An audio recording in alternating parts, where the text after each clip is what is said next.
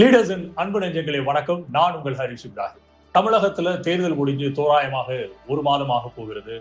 Result announce பண்ணியும் கிட்டத்தட்ட ஒரு வாரத்தை நெருங்க போகிறோம்.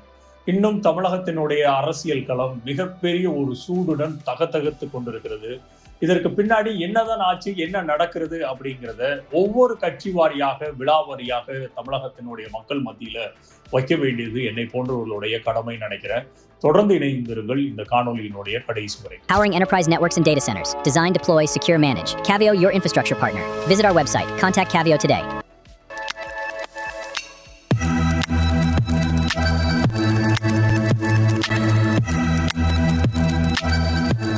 தமிழக தேர்தல் களம் மிகப்பெரிய ஒரு சூட்டுடன் இருக்கிறதுக்கு காரணம் தாவேகாவினுடைய தலைவர் திரு விஜய் அவர்களுக்கு மக்கள் மத்தியில கொடுக்கப்பட்டிருக்கக்கூடிய அந்த பிராக்சர்டான ஒரு மேண்டேட்டை பல கட்சிகள் அதற்கு சாதகமாக பயன்படுத்தலாம் அப்படின்னு நினைச்சிருக்கிறத நமக்கு கண் முன்னாடி தெரிகிறது. ஏன்னா 118 இடங்கள் தேவை தமிழகத்தில் உள்ள ஆட்சி அமைக்கக்கூடிய முகாந்திரம் இருக்கக்கூடிய அந்த சூழ்நிலையில தாவேகாவினுடைய தலைவர் திரு விஜய் அவர்களுக்கு மக்கள் பெருவாரியான நம்பர் 1 பார்ட்டியாக, சிங்கிள் லார்ஜஸ்ட் பார்ட்டியாக தமிழக மக்கள் கொடுத்திருந்திருந்தாலும் கூட மிக முக்கியமாக அது ஒரு ஹங் அசம்பிளியை உருவாக்கக்கூடிய ஒரு மேண்டேட்டாக உள்ளது. 118 இடங்களுக்கு தோராயமாக 10 இடங்கள் கம்மியாக இருக்கிறது. 108 இடத்துல அவருடைய 2 தொகுதிகளில் ஒரு தொகுதியை ராஜினாமா செய்தால் கூட 107 தான் வருகிறது. மீதம் 11 இடங்கள் தேவை அவர்களுடைய ஆட்சி அதிகாரத்துக்கு வர்றதுக்கு. அப்போ இந்த இடத்துல திமுக மிகப்பெரிய 2வது கட்சியாக, எதிர்கட்சியாக இருக்கக்கூடிய அந்த இயக்கம் என்ன சொல்லியிருக்குது அப்படின்னா, திரு மு.க. ஸ்டாலின் அவர்கள் மிகப்பெரிய ஒரு ஸ்டேட்மேன்ஷிப்பாக இந்த ஆட்சி அமைவதற்கு நாங்கள் எந்த விதத்திலும் குறுக்கீடாக இருக்க மாட்டோம், அதே சமயம் 6 மாத காலத்துக்கு இந்த ஆட்சிக்கு எந்த விதமான தொந்தரவையும் கொடுக்க மாட்டோம் அப்படிங்கிற ஒரு மிகப்பெரிய ஒரு தோல்வியிலிருந்து துவண்டு விடாத ஒரு கட்சியாக, ஒரு மாண்புமிகு ஒரு முதலமைச்சராக, முன்னாள் முதலமைச்சராக இருந்தவர்களுடைய அந்த வாக்கு ஒட்டுமொத்தமான தமிழகத்தினுடைய ஒரு நிலைமையை பறைசாட்டுவதாக இருக்கிறது. ஆனால் அதிமுக போன்ற கட்சிகள் அவர்களுடைய எம்எல்ஏக்களை ரிசார்ட்டில் புதுச்சேரியில் தங்க வைத்து ஏதோ ஒரு காரியத்தை, ஏதோ ஒரு காயை நகர்த்துவது போல் தெரிந்தாலும் இன்றைக்கு அவர்களையும் அந்த ரிசார்ட்டில் இருந்து கிளம்ப சொல்லி இருக்கிறது அதிமுகவினுடைய தலைமை. இதற்கிடையில திமுகவுக்கும் அதிமுகவுக்கும் மிகப்பெரிய ஒரு பேச்சுவார்த்தை நடந்து கொண்டிருக்கிறது அப்படிங்கிற அந்த ஒரு பொருளையும் கிளப்பப்பட்டது அப்படிங்கிறது எல்லாத்துக்குமே தெரியும்.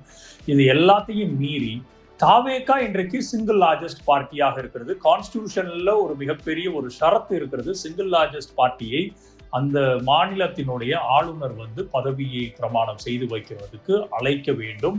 ஃப்ளோர் டெஸ்ட்டுக்கு அவர்களுக்கு 2 வார காலமாகவோ இல்லை இப்ப ஒரு மாத காலமாகவோ அவர்களுக்கான அந்த ஒரு காலக்கெடுவை நிர்ணயித்து அவர்களுக்கான பதவி பிரமாணத்தை செய்து வைக்க வேண்டும் அப்படிங்கிறது இதுவரைக்கும் நடைபெற்று வந்திருக்கக்கூடிய மறை.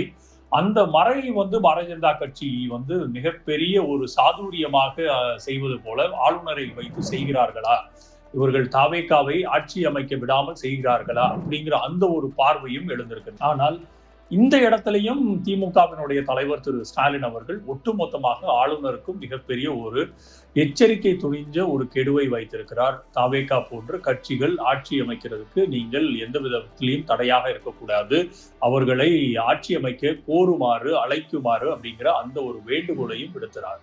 அப்போ ஒட்டுமொத்தமாக தீய சக்தியாக அறியப்பட்ட தாவேகாவினால் பரப்பப்பட்ட தீய சக்தி அப்படின்னு சொல்லக்கூடிய திமுகவும் அதனுடைய தலைவரும் ஒட்டுமொத்த தமிழகத்திலும் இன்றைக்கு உயர்ந்து நிற்கக்கூடிய, இந்தியா முழுமைக்கும் தோல்வியிலிருந்து கூட துவண்டு விடாமல் அடுத்த கட்சியில் என்ன ஒரு கீழமை நடந்தாலும் கூட ஆட்சி அதிகாரத்திற்கு வர வேண்டும் அப்படிங்கிறது அந்த நினைக்கிறது ஜனநாயகத்தினுடைய உச்சபட்சம். அதற்கான ஒட்டுமொத்த மரியாதையும் இந்தியாவினுடைய ஒவ்வொரு மக்களும் செலுத்தி கொண்டிருக்கிறார்கள். இது எல்லாத்தையும் தாண்டி இன்றைக்கு தாவேகாவிற்கு விடுதலை சிறுத்தைகள் கட்சி ஒரு ஆதரவு கடிதத்தை அளிக்குமா அப்படிங்கிற அந்த ஒரு வேண்டுகோள் இருக்கிறது. இது எல்லாத்தையும் மீறி காங்கிரஸ் கட்சி திமுகவுக்கு செய்த உச்சபட்சமான துரோகம் அப்படிங்கிறத திமுகவினுடைய உடன்பிறப்புகள் ஆன்லைன்ல வாரி குவித்து கொண்டிருக்கிறார்கள் அவர்களுடைய கண்டனங்களை.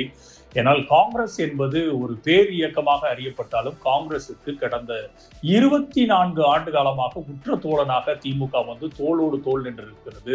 99 தோல்விகளை திரு ராகுல் காந்தி அவர்களுடைய பெல்ட்ல வைத்திருந்தால் கூட ஒட்டுமொத்தமாக திமுகவினுடைய தலைவர் அவர்கள், காங்கிரசினுடைய தலைவர்களே திமுகவினுடைய தலைவர்கள் அவர்கள் அறிவித்த திரு ராகுல் காந்தி அவர்களை பிரதம மந்திரி அப்படிங்கிற அந்த ஒரு வேட்பாளர் அறிவிக்கும் போது காங்கிரஸ் கட்சி தலைவர்களே அதை ஏற்றுக்கொள்ளவில்லை.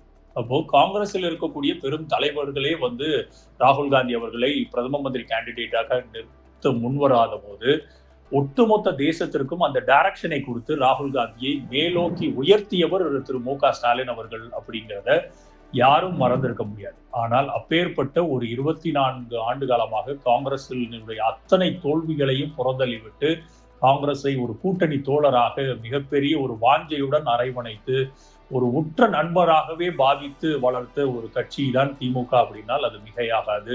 ஆனால் இன்றைக்கு காங்கிரஸ் எந்த விதமான ஒரு மனசு மாச்சரியங்கள் எதையுமே இல்லாமல் தோழமை நின்றவர்களுக்கு எந்தவித அறிவிப்பையும் ஏற்படுத்தாமல் எந்த விதமான சமிங்கைகளையும் அவர்களுக்கு கொடுக்காமல் முன்னாடி திமுகவினுடைய கூட்டணியில காங்கிரஸ் வந்து பயணப்பட்டு அதற்கான 5 சீட்டுகளையும் வாங்கினதுக்கு அப்புறம் கூட அவர்கள் அந்த 5 சீட்டில் திமுகவினுடைய உழைப்பு இருக்கிறது, திமுகவினுடைய தோழமை கட்சிகளினுடைய உழைப்பு இருக்கிறது அப்படிங்கிறது எல்லாத்தையும் தெரிந்தும் திமுகவினுடைய தலைமை கூட ஒரு அனுசரித்து போகிறது அப்படிங்கிறது 2ஆம் பட்சம். அவர்களிடம் அட்லீஸ்ட் ஒரு தகவலையாச்சு சொல்லிவிட்டு தாவேகாவுக்கு ஆதரவை அளித்திருக்க வேண்டும் அப்படிங்கிறது ஒரு சின்ன ஒரு பொலிட்டிக்கல் டீசன்சி, அதுதான் அறமாக இருந்திருக்கும். ஆனால் அதை செய்வதற்கு காங்கிரஸ் தலைவர்களுக்கு மனம் இல்லையா, இல்ல ஒட்டுமொத்தமாக காங்கிரஸுக்கு அந்த டீசன்சி இல்லையா அப்படிங்கிற அந்த ஒரு கேள்வி கணைகளும் எழுந்திருக்கிறது. இது அத்தனையும் மீறி IUML தலைவர் திரு காதர் மொய்தீன் பேராசிரியர் அவர்களும் திமுக என்ன முடிவு எடுக்கிறதோ அதனோடு தோழமையாக அன்றும் இருந்தோம், இன்றும் இருக்கிறோம், என்றும் இருப்போம் அப்படிங்கிற அந்த ஒரு கோட்பாடை நிலைநிறுத்தியுள்ளார்.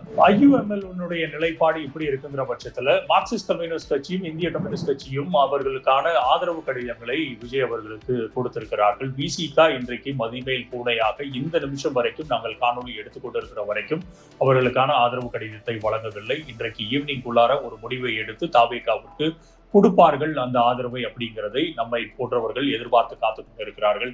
ஏனென்றால் தாவேகா என்பது ஒரு மதச்சார்பற்ற கூட்டணியை நோக்கி நகர்ந்து கொண்டிருக்கிறது அப்படிங்கிறது தான் இந்த நிமிஷத்து வரைக்கும் நம்மளுக்கு மிகப்பெரிய கண்டனங்கள் இருந்தது. அவர்கள் வந்து பாஜகவினுடைய பி டீமாக இருக்கிறார்கள் என்று. ஆனால் அது எல்லாத்தையும் பொய்யாக்கக்கூடிய ஒரு சூழ்நிலையை உருவாக்கி இருக்கிறார் திரு விஜய் அப்படிங்கிற அந்த ஒரு பார்வையில இந்த ஜனநாயக பூர்வமான நாட்டில் அவர்களுக்கான அந்த மாண்புமிகு எதிர்கட்சி வரிசையில உட்கார்ந்திருக்க வேண்டியவர் இன்றைக்கு ஆட்சி அதிகாரத்தை கையில் எடுக்கக்கூடிய அந்த இடத்திற்கு வந்திருக்கும் போது ஜனநாயக பூர்வமாக இயங்கக்கூடிய கட்சிகள் வந்து அதற்கான ஆதரவுகளை வழங்கி கொண்டிருக்கிறார்கள். எது எப்படியோ திரு விஜய் அவர்களுக்கு மக்கள் ஒரு மேண்டேட்டை கொடுத்திருக்கிறார்கள்.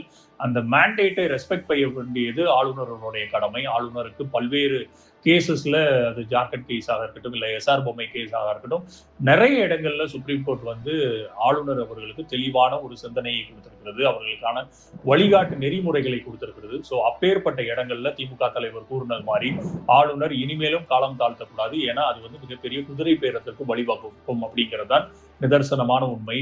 எது எப்படியோ தாவேகா தலைவர் மேல பல்வேறு விமர்சனங்கள் இருந்தால் கூட அவருக்கான அந்த 6 மாத கூலிங் பீரியடை திமுக எப்படி கொடுத்திருக்கிறதோ அதே போன்று திமுகவின் தலைமை என்ன ஒரு நிலையை எடுத்திருக்கிறதோ அதே தலைமையை தான் வந்து பல்வேறு கட்சிகள் இன்றைக்கு திமுகவுடன் அங்கம் வகித்தவர்கள் எடுத்திருக்கிறார்கள். ஆனால் காங்கிரஸ் எடுத்த அந்த முடிவு திமுகவுக்கு மிகப்பெரிய ஒரு அவர்ஷனை, மிகப்பெரிய ஒரு மனசுக்கு மிக நெருக்கமாக இருந்தவர்களை வந்து அப்படி தூர தள்ளி கொண்டு சென்றது. அரசியல் மாச்சரியங்களை தாண்டி ஒரு குடும்பமாக இருந்த திமுகவுக்கும் அந்த காங்கிரசினுடைய கட்சிகள் தலைமைக்கும் வந்து இது மிகப்பெரிய ஒரு நெருடலை ஏற்படுத்தி இருக்கிறது. எது எப்படியோ everything can happen in politics in second அப்படிங்கிறது மாதிரி தான் ஒவ்வொரு நொடியும் தமிழக தேர்தல் களம் தாண்டி இன்றைக்கு தமிழகத்தினுடைய அரசியல் களம் தகர்த்தி கொண்டிருக்கிறது. எப்படியோ தாவேகாவினுடைய தலைவர் திரு விஜய் அவர்கள் இந்த அத்தனை கூட்டணி கணக்குகளையும் சரி செய்து அவர் முதலமைச்சரினுடைய இருக்கையில் அமர்வையானால் ஒட்டுமொத்தமாக இந்த லீடர்ஸ் தமிழ் சேனல் மூலியமாக உங்களுக்கு எங்களது வாழ்த்துக்களை தெரிவித்துக் கொள்கிறோம்.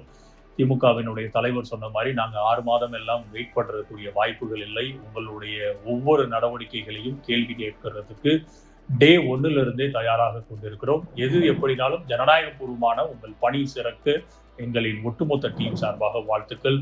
தமிழகத்தினுடைய அன்பு நெஞ்சங்களே, லீடர் சேனலை சப்ஸ்கிரைப் செய்து அடுத்தடுத்த நாள் காணொலியை காண தயாராகுங்கள். நன்றி, வணக்கம்.